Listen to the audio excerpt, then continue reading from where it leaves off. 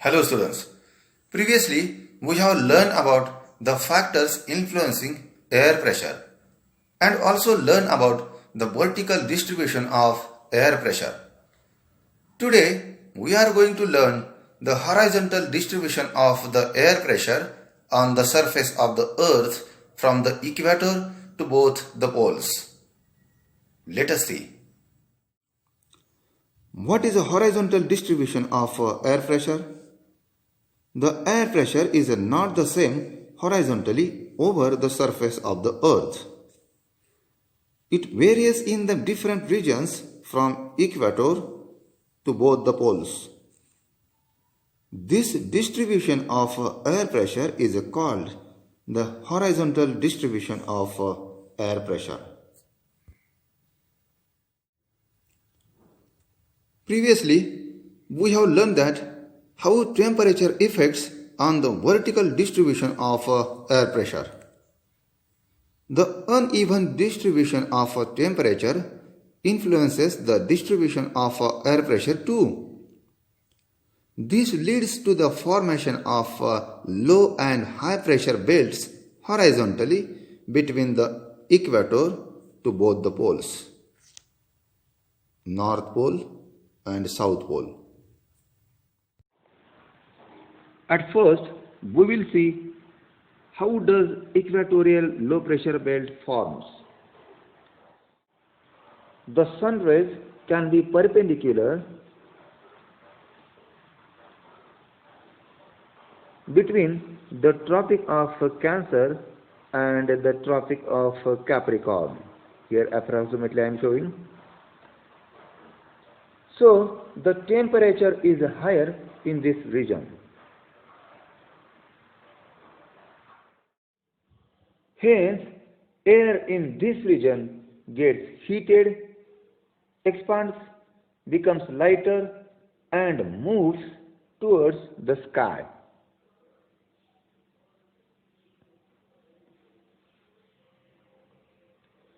Due to low temperatures at the higher altitudes, the air cools down and becomes heavier. This heavier air descends down in both the hemispheres, in the northern hemisphere and in the southern hemisphere. This heavier air descends down in the region between 25° north parallel and this heavier air descends down in both the hemispheres, in the northern hemisphere and in the southern hemisphere. This heavier air descends down in the region between 25° north parallel and 35° north parallel of latitudes in the northern hemisphere and the region between 25° south parallel to 35° south parallel of latitudes in the southern hemisphere.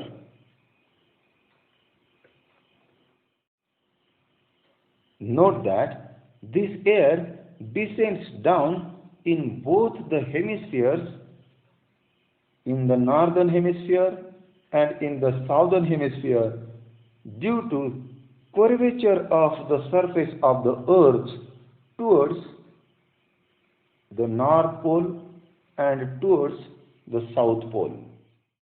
This leads to the formation of high pressure belts in these parallels of latitudes in both the hemispheres.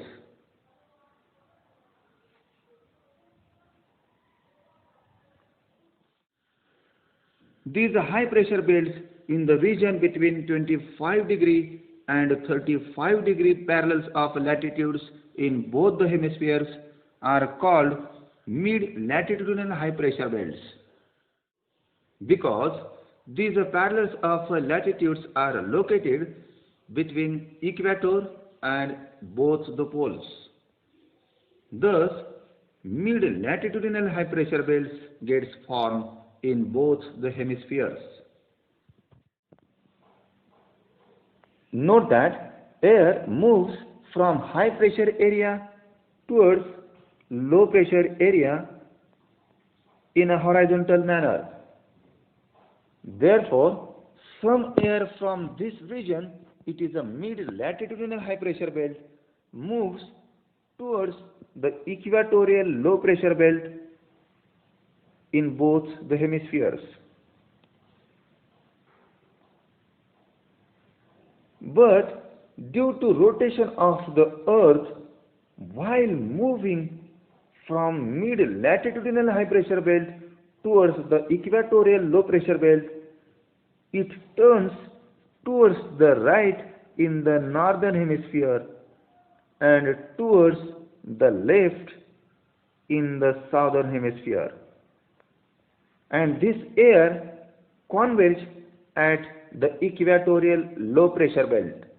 That is why this region is known as a convergence low pressure belt zone. And some air moves towards the north in the northern hemisphere, and due to Earth's rotation while moving from mid-latitudinal high pressure belt towards the north, it turns towards the right. And while moving from mid-latitudinal high pressure belt towards the south in the southern hemisphere, it turns towards the left in the southern hemisphere. This is because of Earth's rotation from west to east. Due to Earth's curvature, the area of the surface of the Earth gets reduced as we move towards the poles.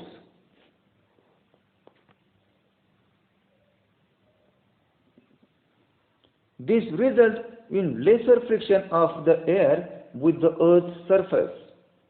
Air in this region is thrown out because of this reduced friction and also because of the Earth's rotational motion. This leads to the development of a low pressure belt. This condition is observed in the area between 55° and 65° parallels in both the hemispheres. Thus, low pressure belts get formed between 55° and 65° parallels in both the hemispheres. These low pressure belts are called as subpolar low pressure belts. And now we will see how does polar high pressure belts get formed.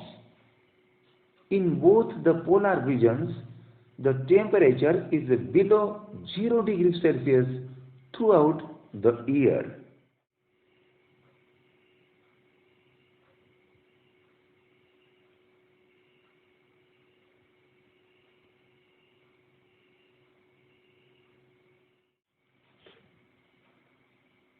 Hence, here the air is cold. As a result, high pressure belts get formed. These are called polar high pressure belts. They generally occupy the area between 80° and 90° parallels in both the hemispheres. And now let us see the oscillation of pressure belts. The sun travels in the northern hemisphere in the period from 21st March to 22nd September. And the sun travels in the southern hemisphere from 22nd September to 21st March. Note down that this is the apparent movement of the sun caused by Earth's axial and orbital motions. The duration and the intensity of a sun rays varies during particular periods from the year in both the hemispheres due to Earth's spherical shape and its axial and orbital motions. As a result, the locations of the temperature zones and the pressure belts dependent on the sun's heat also vary. This change is of the order of 5 degree to 7 degree towards the north when the sun travels in the northern hemisphere. It is called Uttarayan, and 5 degree to 7 degree towards the south when the sun travels in the southern hemisphere. It is called Dakshinayan. This is called the oscillation of pressure belts. For example, the location of a mid-latitudinal high pressure belt in the northern hemisphere is between 25 degree north parallel and 35 degree north parallel, and sun travels in the northern hemisphere, then this location would be changed. It would be between 30 degree north parallel and 40 degree north parallel. This implies that this pressure belt oscillates towards the north when the sun travels in the northern hemisphere.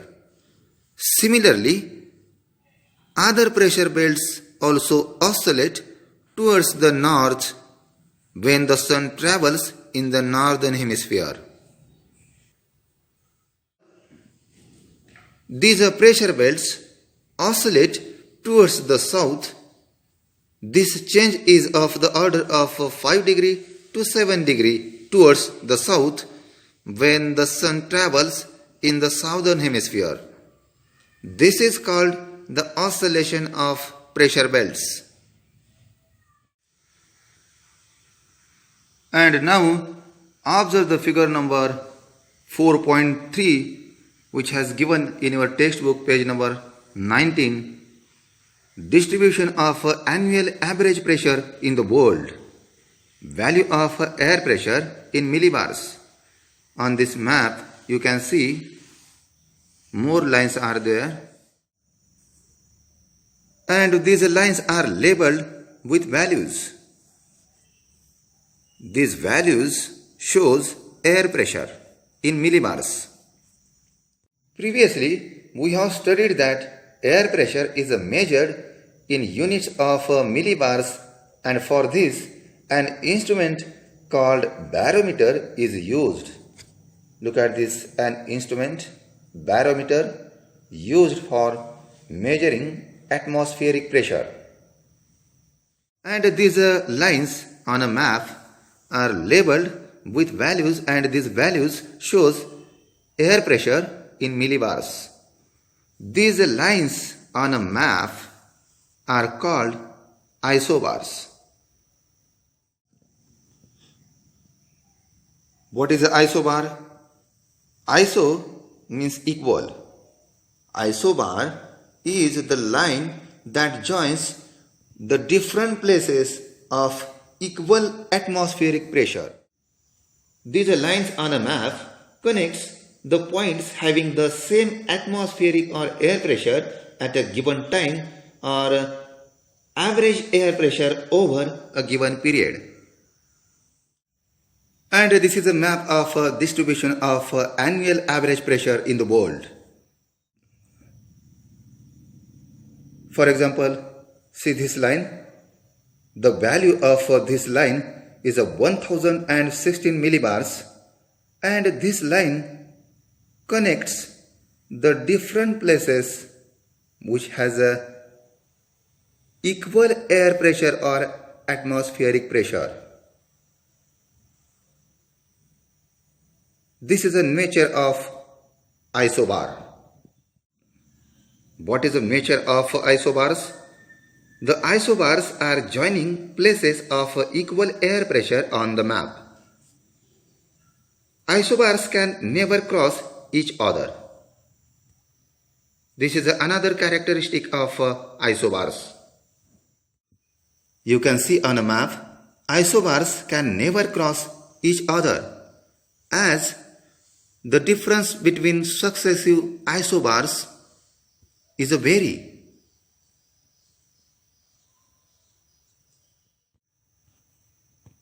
The values of isobars on a map decreases from high pressure areas towards low pressure areas.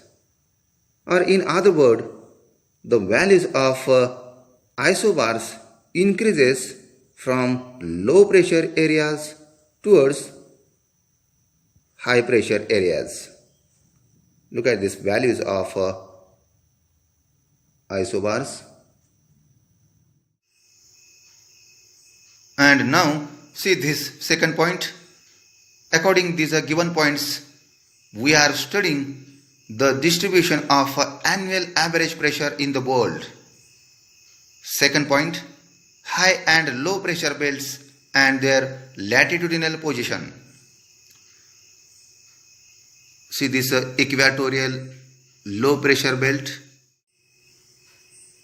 and the latitudinal position of equatorial low pressure belt is from 0 degree equator to 5 degree north parallel and from 0 degree equator to 5 degree south parallel.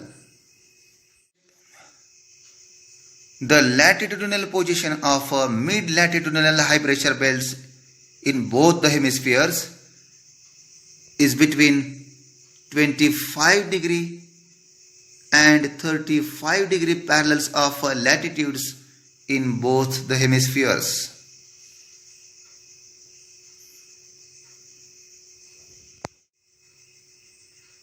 The latitudinal position of subpolar low pressure belts in both the hemispheres is between 55 degree and 65 degree parallels of latitudes in both the hemispheres.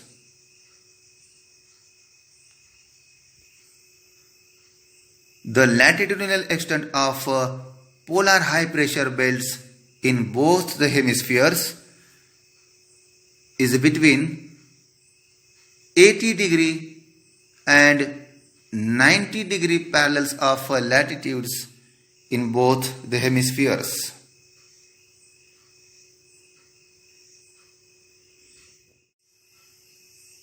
Next point, the direction of the isobars and the distance between successive isobars over oceans and continents. In the northern hemisphere, most of the area of the earth's surface is covered by land, and in the southern hemisphere, most of the area of the surface of the earth is covered by water, especially oceanic water. In the northern hemisphere, the proportion of land or continents is comparatively greater, and there are different types of landforms like mountains, plateaus, plains, and due to these different type of landforms, air pressure is vary in the continental areas. Therefore, most of the isobars are in the southwest to the northeast direction over the continents.